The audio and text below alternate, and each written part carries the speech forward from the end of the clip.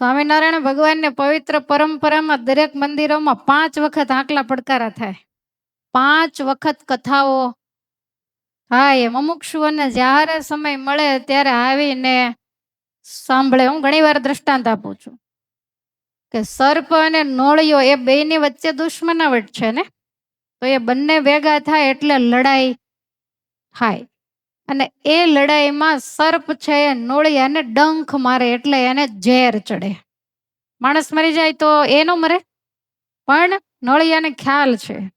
જંગલમાં નોળવેલ નામની વનસ્પતિ થાય, ક્યાંક વાડીઓમાં કાંટમાં એ હોય, આપણે ઓળખીએ કે ન ઓળખીએ, બાકી એ ઓળખતો હોય.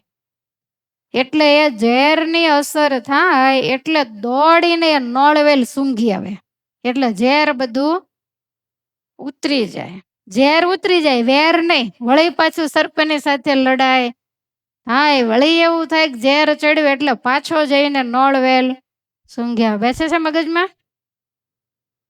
આપણે માયાની સાથે કાયમ લડાઈ થાય.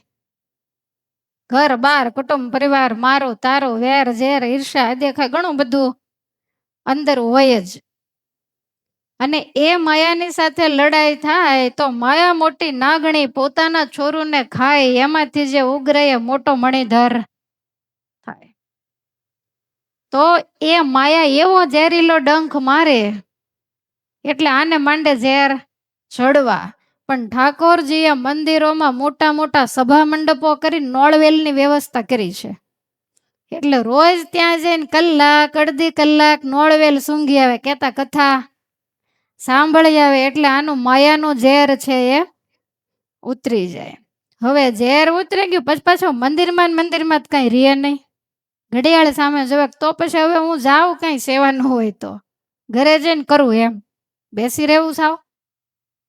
વળી પાછો જાય અને 24 કલાકમાં પાછો માયા એક ડંખ મારે એટલે વળી ઝેર ચડે પાછો બીજે દાડે આવીને નોળવેલ સૂંઘે. ખ્યાલ આવે છે? તમે તો નોળવેલના જંગલમાં આવી ગયા છો 7 દિવસ.